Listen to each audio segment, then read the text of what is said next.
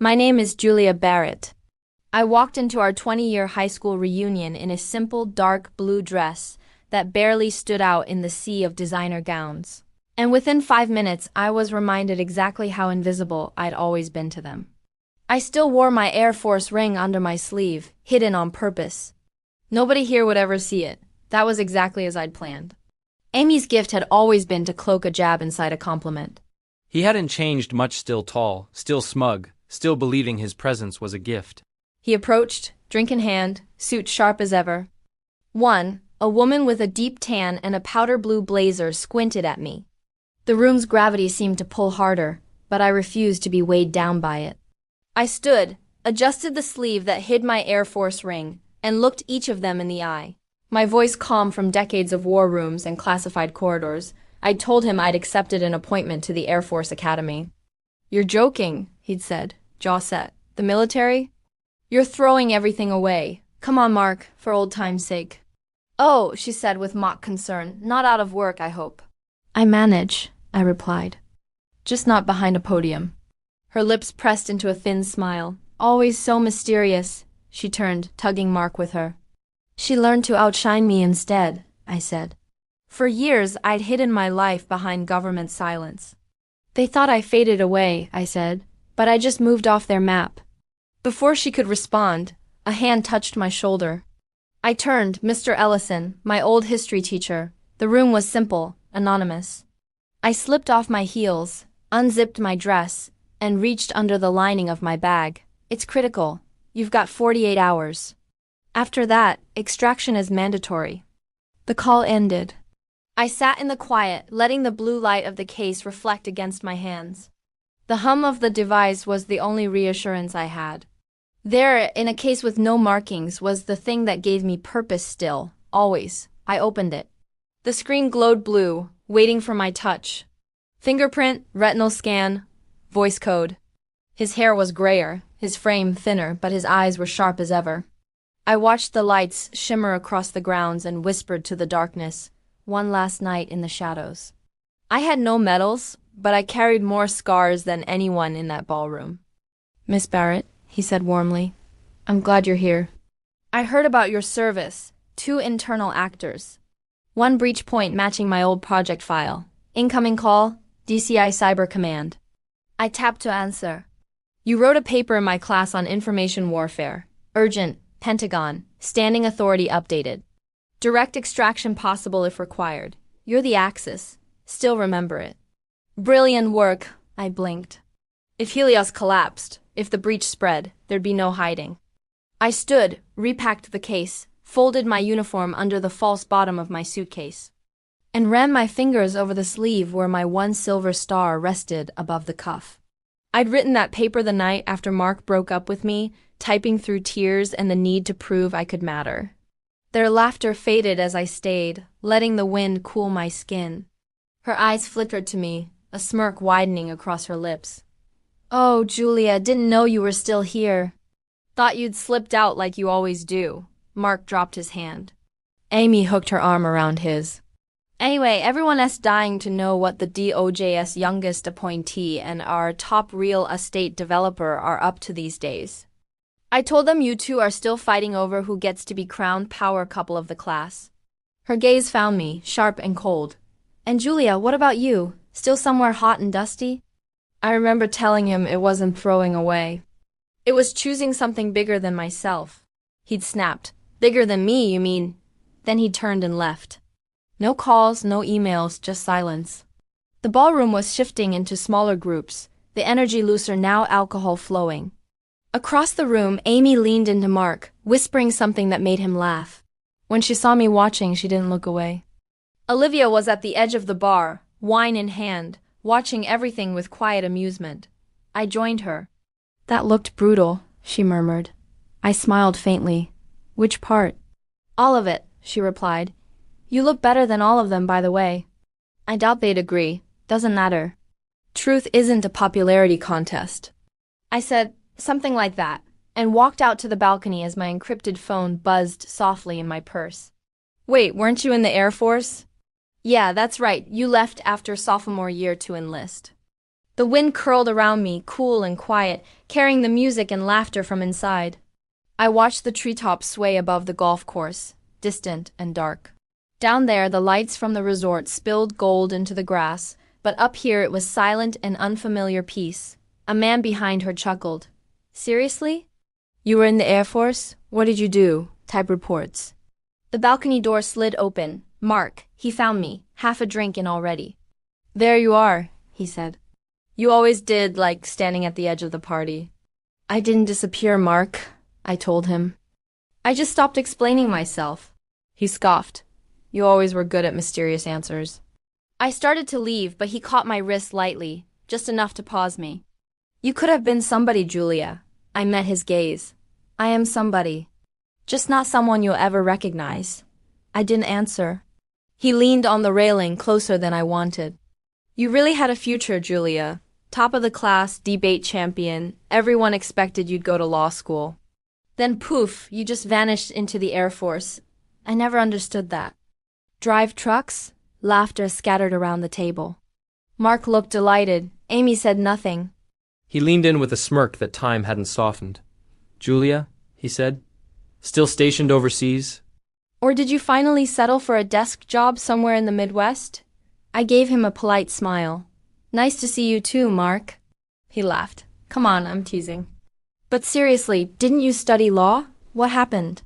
Before I could reply, a woman in pearls leaned over and whispered loudly enough for half the room to hear.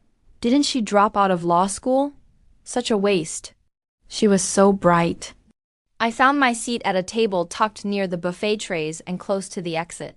I returned it, unsure if it was meant as solidarity or pity, maybe both. The crowd around the tables thickened. Waiters moved like synchronized swimmers, serving steaks and gratins. Amy made her rounds with oversized hugs and flawless teeth. Julia, she exclaimed, her voice carrying, glad you could make it. I almost didn't recognize you in that classic blue. Vintage, right? It's just a dress, I said quietly. Well, you've always been practical, she replied, her head cocked to one side. We should really catch up soon. I'm sure you have so many stories. Only the quiet ones, I answered. The names at the front tables were gilded in gold script: Dr. Glassman, CEO Ortiz, Senator Reed, Amy Barrett. My place card was just a sticker. There was no centerpiece at my table, just a half-eaten shrimp cocktail someone had abandoned. The main ballroom unfolded in front of me like a stage. Rows of tables wore crisp ivory cloths, their centers exploding with floral displays, and those silly crystal sticks meant to impress. A 6-tier cake shimmered on a pedestal. At the front, a huge screen played an endless slideshow of old memories: prom, debate club, cheerleading, the senior trip to Washington, D.C. Amy was in half of them. I appeared in maybe 3. The valet barely glanced at me. I offered a soft thank you, tucked my purse under my arm, and stepped into the grand double doors of Willow Crest Resort. Above me, a chandelier spilled light like melted diamonds across the marble floor, so extravagant, it only emphasized how out of place I felt. I could hear laughter before the concierge offered me a name tag. It read Julia Barrett in plain, blocky print. No honorific, no accomplishment, nothing that carried any weight. It was clearly Amy's handiwork. Amy Barrett, my younger sister, was already on stage when I entered. Her scarlet dress was as bold as her ambition, commanding every gaze. Her voice flowed over the microphone with a self-assured charm that had always come so easily to her. After 16 years at the Department of Energy, I'm thrilled to announce I've just accepted the role of Deputy Director for National Cyber Initiatives, she declared, tossing her head, a practiced smile never leaving her lips. But I'll never forget where I started, right here at Langley High. Then, with a sly glance, and of course I must thank my sister, who's here with us tonight, for always being so unique. The room broke into polite laughter, unsure if it was a compliment or a dig. I didn't flinch. From across the room, Mark Evans noticed me. From a few tables away, Olivia Park caught my eye and offered a faint, tentative smile. Mark returned with 2 other classmates in tow. I sipped my water, steadying my hand against the tremor rising in my chest. They saw a nobody in a discounted dress, But they never know that I debriefed entire NATO delegations wearing that very dress under a military jacket. Behind me, laughter swelled and faded as a new photo of Amy flashed across the screen. Amy with the debate team. Amy at the White House, Amy in front of Harvard. His tone was heavy with old grievances, dragging me back to the last time we stood this close in a hallway that smelled like burned coffee and cheap perfume. Now 2 decades later, he was still chasing the ghosts of his own expectations. The balcony door opened again. Amy's voice cut through the tension, deliberately loud. "They're calling for the golden trio picture." I answered softly, "I'm in transition." I wasn't angry. Years of training had taught me how to feel everything and show nothing. Eventually, I went back inside. I was grateful for Olivia. She didn't pretend to understand everything, didn't try to fill the silence, just offered her presence. "Did she used to follow you around everywhere?" Olivia asked. He leaned in, voice low. "Did you ever serve in Sentinel Black?" Later that night, I locked the hotel door behind me and let the noise of the reunion fade into a distant hum. "Barrett, Julia, clearance Alpha 6. A chime." The screen flickered threat indicators, encrypted comms, updates on a project called Helios. 4 red alerts. His face appeared, drawn and tired. "Ma'am, situation's changed. Washington wants your eyes on the Helios intercepts. A new message." I closed the message, feeling the burden settle in my bones. I had 48 hours. Outside, the music of the reunion floated up. The ballroom ceiling shimmered with glass, reflecting gold specks over every polished table and champagne flute. All around me, the room buzzed with curated nostalgia. It was like everyone had rehearsed their lines for this night, practicing their laughter, their pride, their tales of triumph. The class of 2003 had aged into tailored suits and practiced confidence. Not with pity, but with shock. She mouthed, "Are you okay?" I just nodded. The joke hung in the air. I stood quietly and slipped between the tables, heels soundless on thick carpet. I took a long breath, letting the cold settle my nerves. I made my way to the edge of the manicured lawn, past the fairy lights, past the string quartet, beyond where the photographers had stopped taking pictures and the guests' voices had started to quiet. My heels pressed into the grass, wet with dew, and I looked up at the stars, so far away from the noise, so much like the desert skies from my deployments. But it grew, rising above the music and the chatter. A military helicopter, matte black, descended from the clouds, its blades slicing the air, wind whipping dresses and hair. He marched across the lawn, his boots grinding the gravel. No longer feeling underdressed, but like I belonged in that exact moment. Carver stopped just before me, squared his shoulders and saluted, sharp and perfect. Then his voice rang out for all to hear. "Lieutenant General Barrett." "Ma'am, the Pentagon requires your presence. Immediate briefing."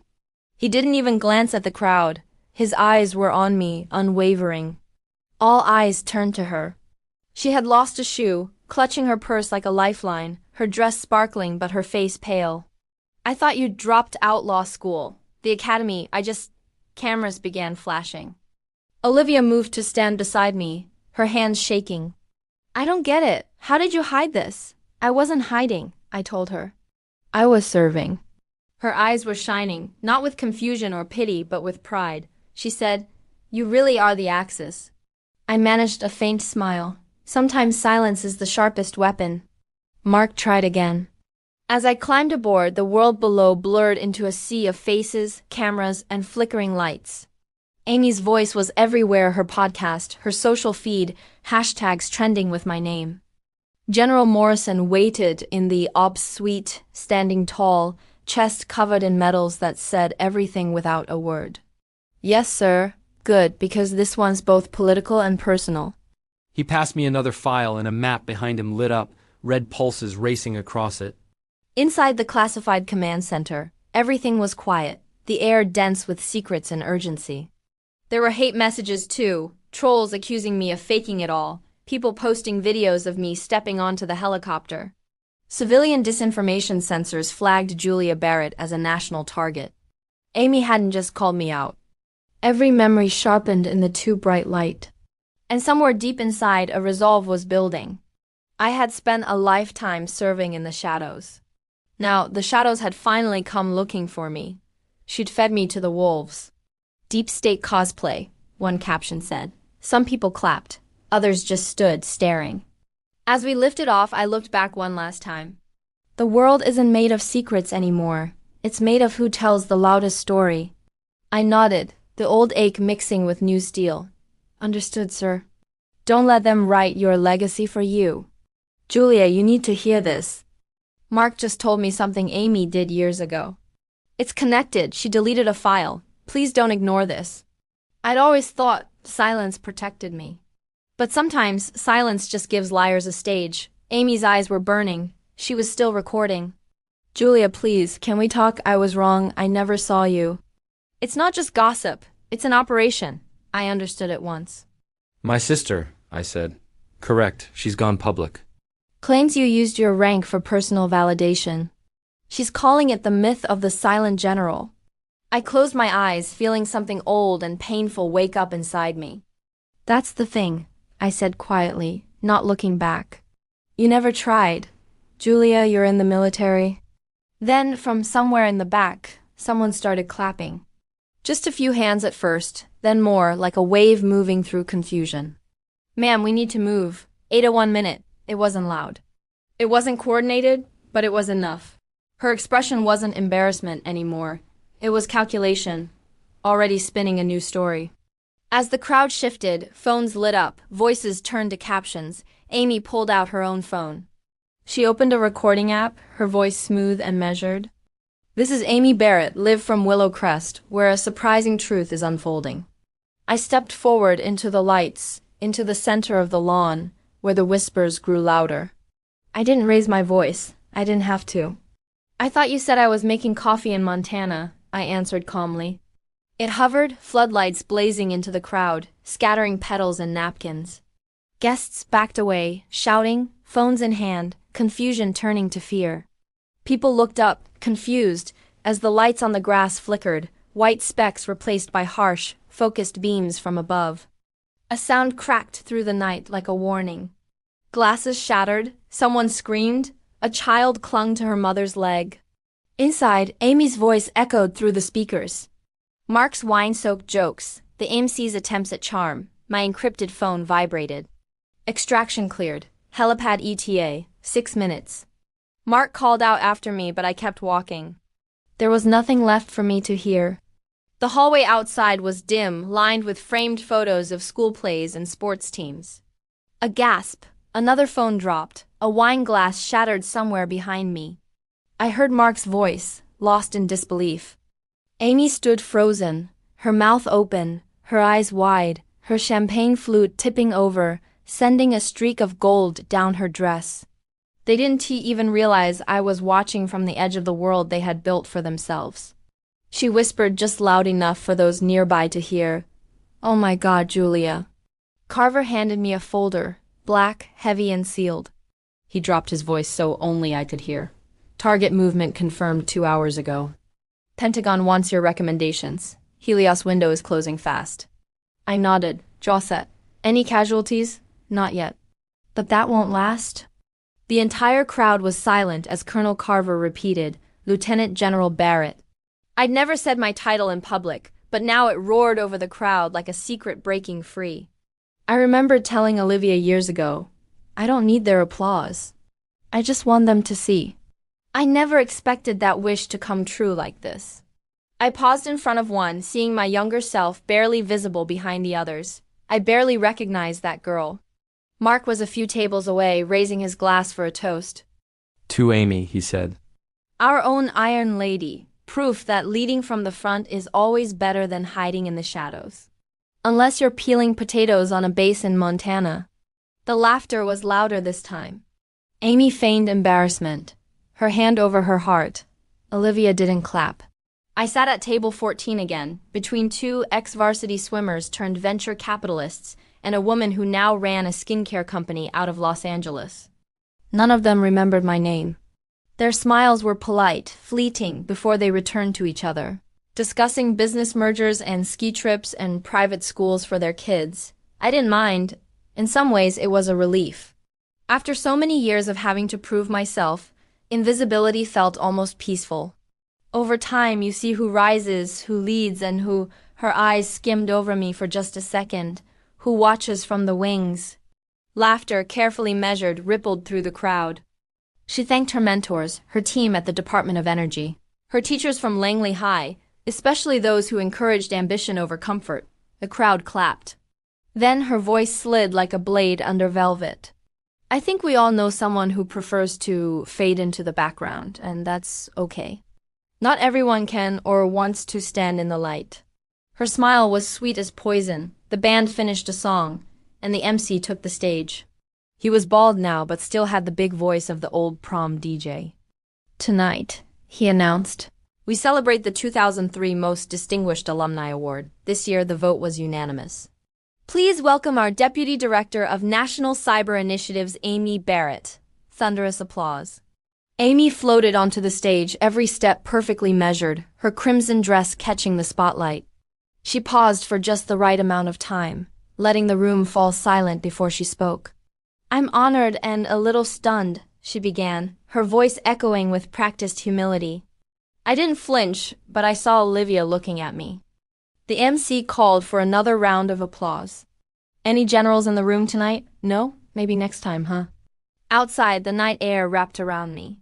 The sky above Willow Crest was dark, scattered with stars. They thought my life had amounted to nothing. I watched as the distant sky began to tremble. To them, I was gone, a footnote at best. The air shifted, heavy with anticipation. Then, a low rumble started soft at first, easy to ignore. From the tree line, a shadow emerged hard, angular, precise. The helicopter touched down with a thud. The door slid open and out stepped Colonel James Carver, uniform crisp, medals glinting under the lights. I stood straight, arms at my sides, the wind tugging at my dress. The words thundered through the night. Olivia was the first to move, stepping forward, her breath caught. The helicopter blades kept spinning, sending shockwaves through the earth. Behind him, Amy's voice broke through the frozen air, high and thin. Wait, did he just say general? Mark stumbled forward, gripping his glass as if it would keep him upright. I didn't know, Julia. I mean general. For a moment, there was only silence. Some of us wear our uniforms quietly, I said. That doesn't make us any less real. Colonel Carver nodded toward the chopper. I turned to Olivia. Amy stood off to the side, arms crossed, chest rising and falling. Behind me, the rotors roared. Colonel Carver guided me to the helicopter, and the earth fell away. By the time my boots touched the ground in Washington, the internet had already exploded. Colonel Carver walked beside me, his face unreadable. He handed me a secure tablet with the latest breach surge encrypted logs, maps of digital warfare lighting up like a battlefield. Barrett, he said, I've seen the chatter. I know what's out there. You still focused? Last 48 hours, Helios breach matches a sudden spike in civilian networks. Someone is tying your name to the leak. You can't sit this out, Barrett, Morrison said. Back at my desk, secure in the secondary skiff, I scrolled through my inbox over 100 media requests, headlines blaring my name, old classmates reaching out.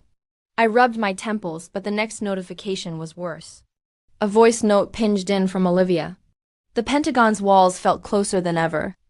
The hours blurred together under the constant white light of the Pentagon, each moment humming with the tension of secrets just beneath the surface. I stared at the endless rows of messages on my screen, journalists demanding interviews, former classmates fishing for gossip or trying to edge close to my sudden infamy, old mentors, even strangers, sending emails full of disbelief, praise, or accusations. We've confirmed the civilian info vector is amplifying the Helios breach. Your name's being used as a vector for chaos. He hadn't shaved. His voice was quiet, almost careful. She told the school board you wanted your name off the alumni honors list. I pressed my hand against it, fighting the urge to let out the anger boiling inside. She didn't just erase me from a dinner table, Mark. She forged my consent. Olivia nodded, sliding the folder onto my desk. It's all here, the emails. The signatures? Your request was never real. Mark's face had gone pale. Amy's organizing something called the Restoration Vote. She's rewriting the past, but I'm still here. And I still remember. I drew a slow breath, letting resolve settle over the pain. I would not be erased by someone else's ambition. I hadn't been invited, but invitations didn't matter anymore. I arrived in uniform, my medals hidden beneath the jacket, my hair pulled back in a simple bun. "Everything you need is in here," she whispered. "The job memo, the nomination file, and that photo." I faced the crowd, familiar faces, strangers, reporters raising phones. I didn't say a word at first. Instead, I opened the folder and drew out a single photograph. These are pieces of a life lived beyond this room, not glamorous, not loud, but real. I let my gaze sweep the crowd, seeing faces I hadn't thought of in years. I won't name names because this isn't about anyone else's story, it's about mine. I left the stage as quietly as I had arrived, passing through rows of alumni, students, even a few reporters with tears in their eyes. I made my way to the back of the room as the board chair took the podium. He cleared his throat and said, "It's time we corrected a mistake. General Barrett, your name belongs on our wall. About those who serve quietly, who show up because not showing up means someone else pays the price." Me, in full dress uniform, saluting beside General Levins at NATO command, a silver star gleaming on my shoulder. Some of us protect in silence. That doesn't make our stories invisible. Amy wrapped up with a line about legacy built on clarity.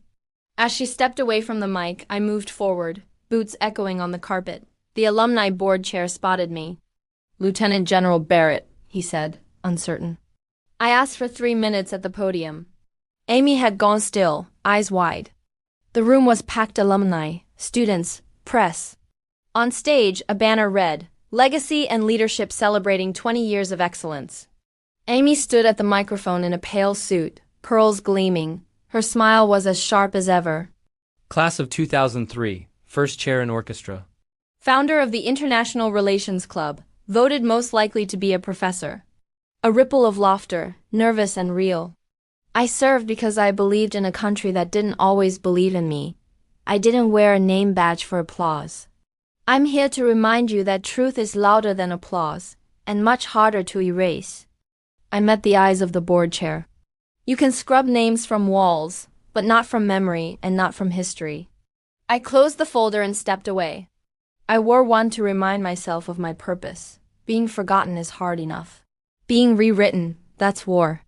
She wants alumni to block your nomination for any future honors, to protect the integrity of the class, of service, of the myths that grow in the cracks of silence. Her words slithered through the room, drawing laughter, applause, and a few puzzled glances. Someone near the press section whispered, "Isn't her sister a general?" Amy didn't flinch, but her gaze slid to where I stood in the aisle. Instead, I found myself wandering the streets of D.C., the city lights reflected in puddles on the sidewalk. The monuments loomed against the sky, their outlines familiar from 1,000 late-night drives home after shifts in windowless rooms. I remembered how I'd felt the first time I'd driven into the Capitol in uniform, fearless, certain I was building something important, that every sacrifice was worth it. I wondered if that girl would recognize me now, carrying wounds nobody could see, fighting battles nobody would ever understand. She's trying to erase you all over again, and this time, she's got an audience. She didn't just remove your name. She erased your legacy. She erased me from the history of our class. Saad, you didn't want attention. I didn't question it. I frowned. You didn't think that was strange? He shook his head. Amy always sounded so sure of herself. She said you wanted privacy, especially since you'd chosen the military over law or medicine. She even forwarded the board an email requesting your removal for consistency. He looked ashamed. I didn't reply. I just let it happen. I'm sorry. Can we talk? I motioned for him to sit. He hesitated, then sat down on the edge of the chair, as if ready to flee if things turned bad. You need to respond, Barrett, not just for your own sake, for the mission. I nodded, a familiar burn settling behind my ribs. Beneath it all ran a river of hate accusations that I was a fraud, claims I was a government actor, even conspiracy threads accusing me of staging the reunion for political clout. Olivia Park entered, a manila folder in her hands. She looked tired, but her eyes were determined. I found it, she said, her voice low. Your Medal of Honor nomination. The one from 2018, the board didn't submit it, but it wasn't bureaucracy. It was Amy. She was your emergency contact back then? She told the committee you'd withdrawn your consent and asked them not to pursue further recognition. There were nights when I thought I'd grown immune to this kind of noise. But something about seeing my own sister's name trending alongside mine, her podcast playing on every feed, made it cut deeper than any attack from a stranger. I'd always believed that the truth would eventually speak for itself, but I hadn't counted on how easy it was to be rewritten by someone who controlled the narrative. I could hear Amy's voice echoing on a viral clip, perfectly controlled. Some people wear medals for attention. Others just use the military as camouflage for their ambition.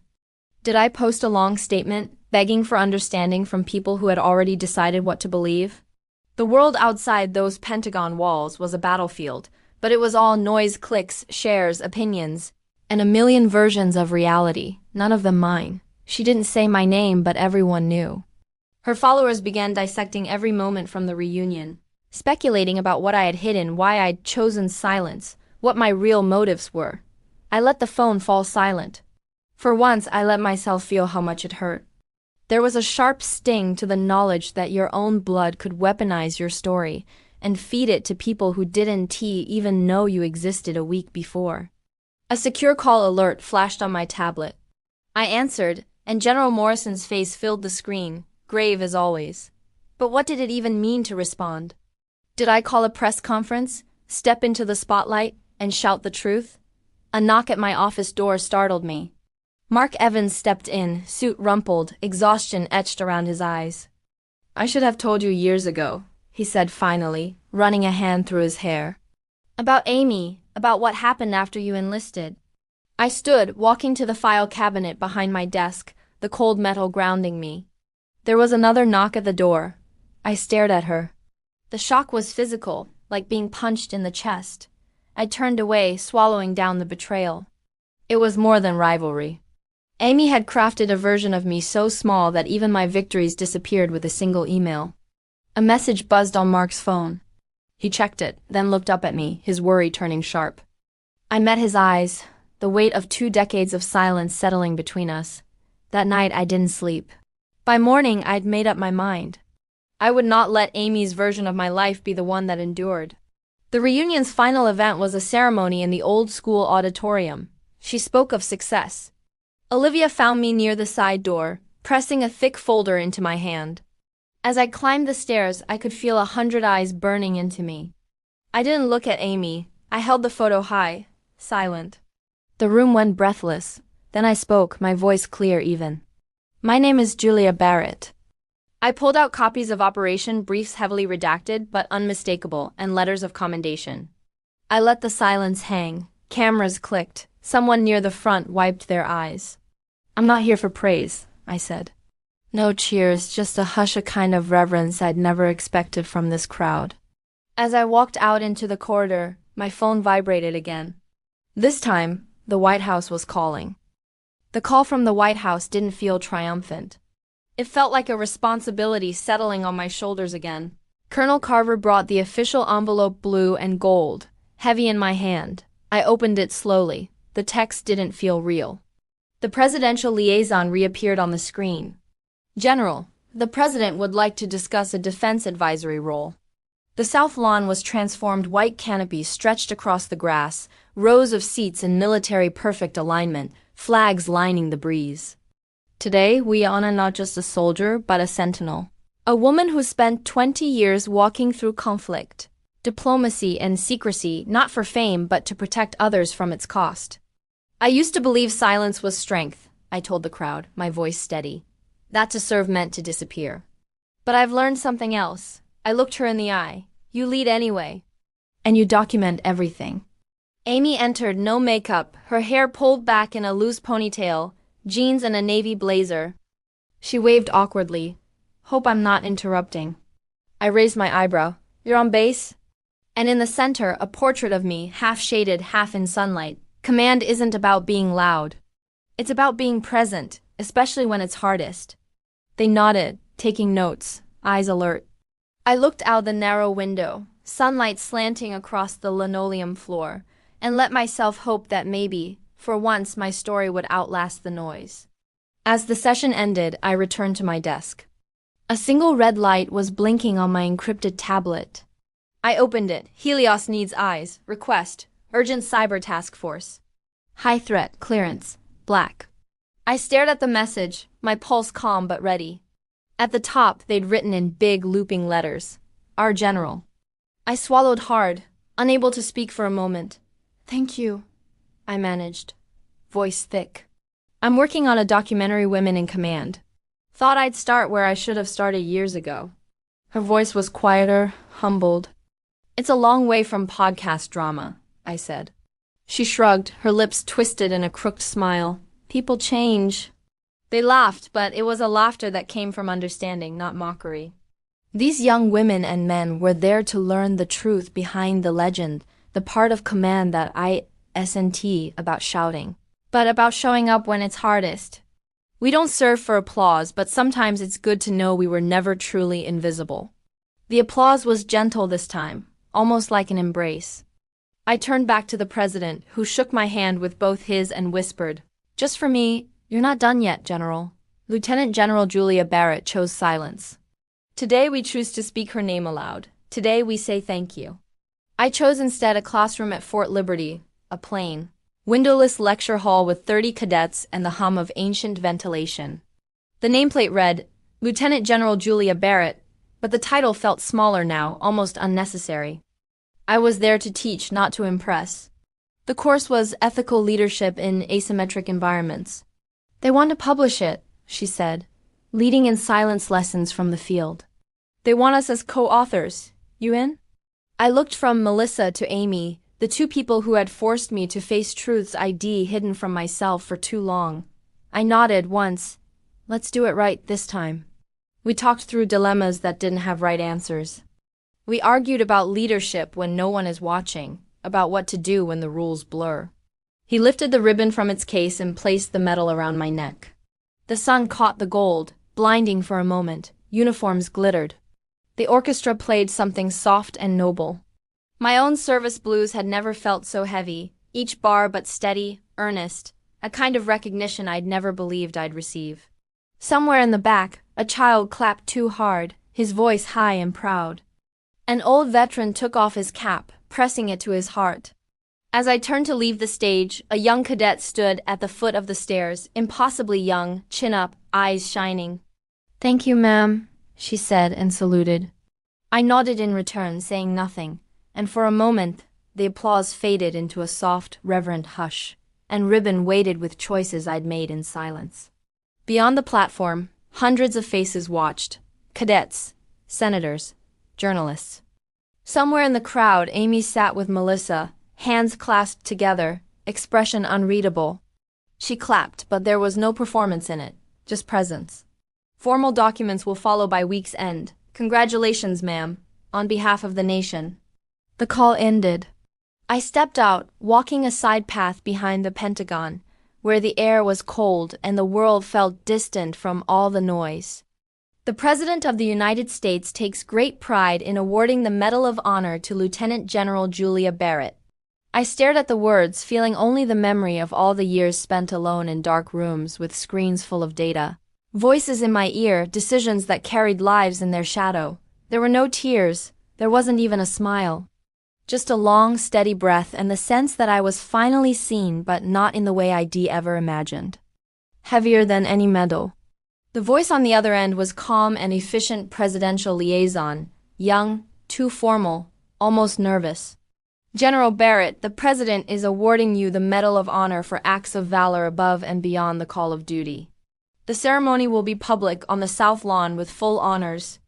There's also a request to discuss your future in defense advisory civilian military integration oversight." The words were crisp and precise, but as the call ended, I barely felt anything except the knowledge that my story was now exposed. Vulnerable, in the hands of a country hungry for heroes and quick to devour them. The next few days moved in a blur. The Pentagon's marble corridors felt colder, brighter, as if even the light was watching me. Melissa no longer just Olivia's friend, but a real ally was outside the glass doors, pacing, earbuds in, scanning headlines. I stepped out to her, still clutching the envelope. "Have you seen it yet?" she asked, excitement breaking through her caution. You're everywhere, the silent general. The woman who vanished, the woman who returned.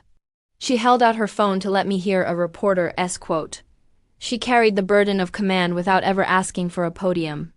Now the country insists she stand on one. Melissa's eyes were shining. Julia, it's finally happening. I tried to smile. It feels strange. Like I've been underwater and someone just opened the sun above me. Melissa gripped my arm gently. You earned this. Before I could answer, my secure line buzzed again. The morning of the ceremony came before I was ready. The president stepped to the podium, calm and steady. For the first time in years, I let my chest rise fully. Breathing in applause that wasn't loud or wild, I found myself back at the podium, holding a microphone for the first time without the weight of secrecy. They offered me a position in the West Wing. I turned it down. One cadet, freckles scattered across her nose, asked, Ma'am, what do you do when the system works against you? Halfway through the afternoon, a knock came at the door. Before I could answer, Melissa appeared behind her, beaming, holding up a thick manuscript. Back in the classroom, the cadets had made a surprise poster boards covered with colored sketches, drawings of medals. I turned back to the class, letting my voice steady again. I hadn't disappeared. I was simply doing my job where nobody could see me. The world moved quickly after the ceremony, but inside I felt strangely still. Every morning brought new headlines, editorials, podcast debates, even late-night hosts poking fun at the general nobody saw coming. The hate from strangers, the amateur sleuths who picked apart video of me at the reunion, asking if I was deep state, if I was even real. She spun stories about revisionist history and claimed the board was caving to media hysteria. Her words spread, picked up by influencers and talking heads who didn't care about the truth, only about the story. Julia, you need to hear this, she said, and played a voicemail from Mark. His voice, rough with guilt, spilled out. I just spoke to Amy, she's not done. She's pushing for a vote to block your name from ever being added to any wall, any award. She's got half the alumni on her side. She's calling it a restoration of order.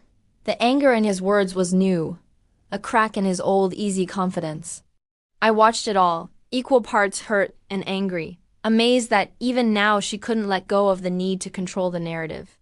My eyes drifted to a group of cadets in uniform, standing proud at the back. Melissa leaned close and asked softly, How do you feel? I didn't say anything. I just let the moment sink in the sound of my footsteps echoing on the polished floor as I left the Hall of Legacy. Now I understood. Silence can also be a choice. And sometimes, when the world finally listens, truth is louder than any story anyone else tries to tell. There were no cameras clicking, no music playing, only silence and the knowledge that I had finally, fully, been seen. Helios protocol. Breach escalating. Immediate review required. My pulse steadied. The fight wasn't over. Not for me, not for any of us. I had spent a lifetime fighting battles most people would never see, but this was personal in a way none of the others had ever been. It's not about being remembered, I said at last. It's about making sure the right things are. Banners still hung on the walls, faded but proud. The Hall of Legacy was smaller than I remembered, its bronze nameplates dulled with age. There was no stage, no crowd this time. Just a cluster of students in pressed blazers, a few teachers, and Amy waiting by the podium, a sheet of paper trembling in her hands. My name, my class year, and a single phrase, Julia Barrett, integrity and silence. No title, no decorations. Just the truth. They felt like a legacy I was finally willing to claim. It was my name, my story, my legacy, not for rank, not for medals, but because of what she stood for when no one was watching. She's my sister, but she's also someone I've come to learn from. For the first time, Amy's words didn't feel like a weapon. They felt honest, stripped of performance. But others cut deeper, especially the ones from classmates who'd never noticed me before and now wanted to rewrite our history together. And noticed that I'd made it through another day. Sometimes she'd call late at night and we'd talk about nothing at all. Our silences easy in a way that felt like home. She'd flown in late the night before, promising to keep things simple. But she'd added a quote to the program one I hadn't seen before. Leadership docent echo in applause. It echoes in choices. Some wrote, "Always knew you'd be the one to make us proud." Others said, "I wish I'd known you better. You always seemed so distant." The truth was, I'd spent years learning to disappear in plain sight. I hadn't done it for them, or even for myself. I did it because it was the only way I knew how to survive in a world that rewarded people like Amy for shining and punished people like me for staying quiet. My inbox overflowed with congratulations from some, suspicion from others, and a growing list of requests to speak, to write, to lead the next thing. Yet, as the spotlight widened, I felt more alone than ever, caught in a crosscurrent of admiration and envy, legacy and resentment. Some of the messages were easy to ignore. Amy's restoration campaign grew louder. She posted videos of herself walking through the old high school, talking about protecting the honor of our alumni community. Melissa became my anchor. She'd check in with quick text reminders to eat, to sleep, to look up once in a while. One evening, as dusk crept over the city and the office lights burned late, Melissa called and her voice was urgent, almost trembling. I pressed my forehead to the cold window glass, staring down at the Pentagon courtyard, the lights reflecting in endless patterns.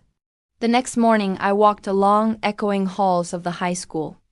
She glanced up, her face pale, her voice unsteady as she began to read. She served without ever needing to be seen. Now we choose to see her. Melissa stood beside me, a worn copy of our manuscript in her hands. The principal lifted the cover from a new plaque. A faculty member spoke about conviction, about the quiet kind of courage that outlasts applause. I barely heard it. I searched for an answer that was honest.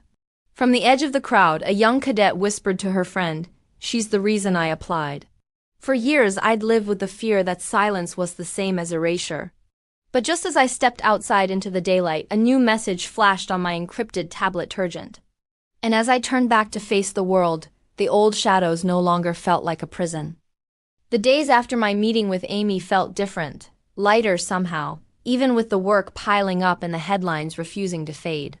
For the first time in years, I didn't wake with that ache in my chest, the ache that comes from fighting battles you can't name.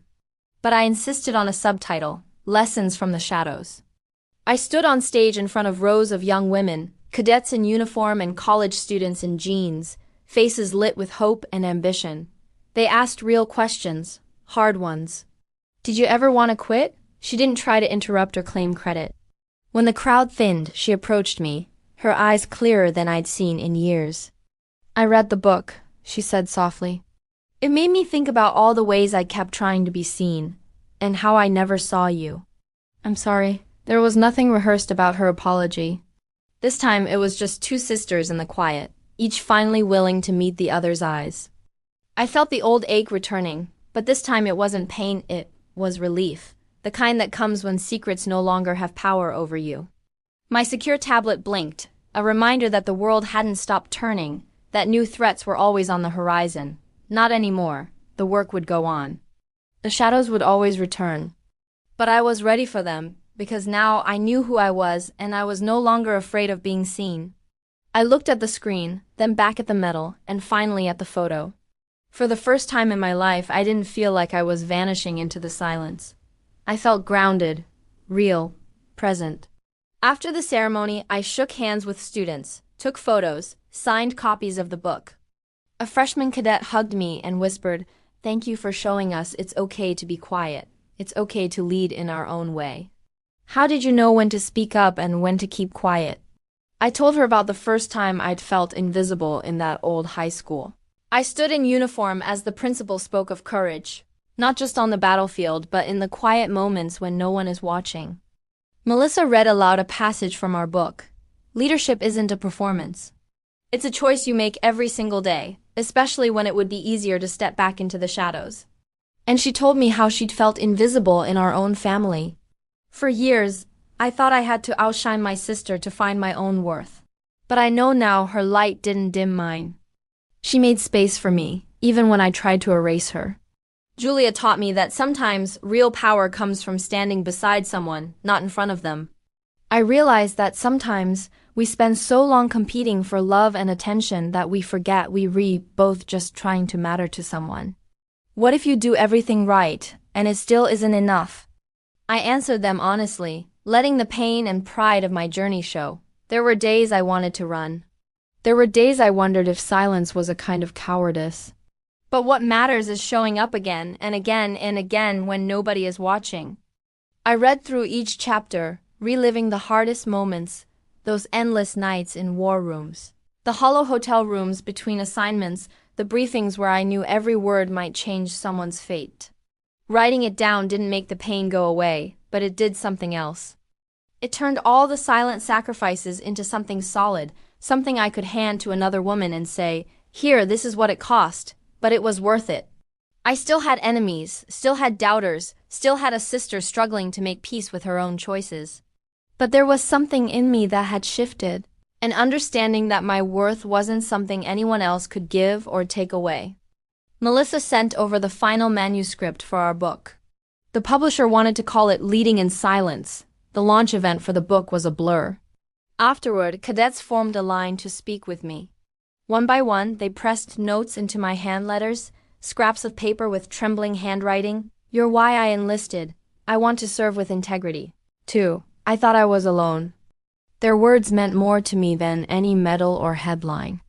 Amy came to the event, sitting quietly in the back. We sat on the edge of the stage, our feet dangling, sharing memories from the past, good ones and bad, all tangled together. Later that week, a ceremony was held in the Hall of Legacy, a new tradition, meant to remind the students that leadership comes in many forms. Then, Amy was invited to speak. She approached the podium slowly, her words steady. The audience was silent, listening. That evening, back at the base, I sat on the edge of my bed, the medal resting on my nightstand, the old photograph of Amy and me propped up beside it. As the sun set behind the base and the sky darkened to navy blue, I realized I wasn't alone. The sun rose early on the day they dedicated the new plaque in the Hall of Legacy. I arrived just before the first students filtered in, the halls echoing with the nervous energy of a new semester. The banners were brighter this year, maroon and gold, the school crest gleaming above the entrance. She looked at me, then at the crowd, and her voice carried further than I'd ever heard. Julia Barrett served without needing to be seen. Today we choose to see her not for rank or medals, but because of what she stood for when nobody was watching. She's my sister, and she's also become my teacher. My eyes were on the students gathered in the back, especially the 5 cadets in crisp uniforms, eyes wide, faces shining with the possibility of their own futures. "You know," she murmured, "I thought this moment would break me, but it feels right." The students listened. The teachers nodded, the moment settled, unhurried and true. I put my arm around her shoulders, and for the first time since we were kids, she leaned into the embrace. "It took both of us to get here," I said quietly. The world felt quieter, my own heartbeat the only thing I could hear. Sometimes all it takes is refusing to disappear. That's how you light the way for someone else. I sat by the window, the Medal of Honor beside me, and let myself remember. Not the wounds, not the betrayals, but the faces of those who had walked with me, believed in me, fought beside me in ways loud and quiet. We don't have to carry it alone anymore. One by one, they approached me after the ceremony, each one sharing a piece of their story, a reason they'd chosen this path. "You showed us that silence isn't weakness," said one. "No cameras, no noise. Just the knowledge that the right story had finally been told." "You made space for us," said another. For a long moment I stood in the corridor, watching my breath cloud in the chilly morning air, letting the quiet settle over me. I stood ready once again, but this time I felt different. I knew I was seen, not just by the world, but by the people who mattered most. I carried their hopes with me into the shadows. Comment if you've ever felt erased, or if you believe in the quiet strength of showing up. Your story matters too. Subscribe so you never miss the moments where truth finally finds its voice. I wore my uniform, but not for show. It felt right, grounding me in all the years that came before. Cadets lined the walls, their shoes polished, standing at attention. Teachers, some of them as old as the school itself, smiled and nodded, pride shining in their eyes. There was no stage, no fanfare, just a simple podium and the plaque waiting beneath a maroon cloth. My name, my year, no titles, no flourish. Just the truth, finally carved into the world where it could not be erased. Amy stood beside the podium, holding a single sheet of paper. As she stepped down, Melissa took her place at my side. She pressed our finished book into my hands, the words leading in silence. Lessons from the Shadows, stamped in silver. "You did it," she whispered, "and you brought all of us with you." My hands shook as I smiled back. The principal drew back the cloth, revealing the new plaque. Julia bared integrity in silence. Faculty spoke about conviction, how leadership sometimes means standing alone, how real courage is often quiet. I barely heard their words. Amy joined me at the side of the hall. There was no competition left in her posture, just relief and something like pride. As the crowd filtered out, Melissa read aloud from our book, her voice steady. Leadership doesn't echo in applause. It echoes in choices. I lingered in the Hall of Legacy as the sunlight streamed through the old windows, the new plaque shining among the names I'd once thought I'd never join. That evening, as dusk settled over the base, I returned to my quarters. The secure tablet chimed with another alert, a new mission, another crisis on the horizon. Sometimes the greatest justice isn't a parade or a headline, but a single name, carved where it can't be erased. If Julia's story moved you, if you felt the weight of injustice and the power of truth, share your voice.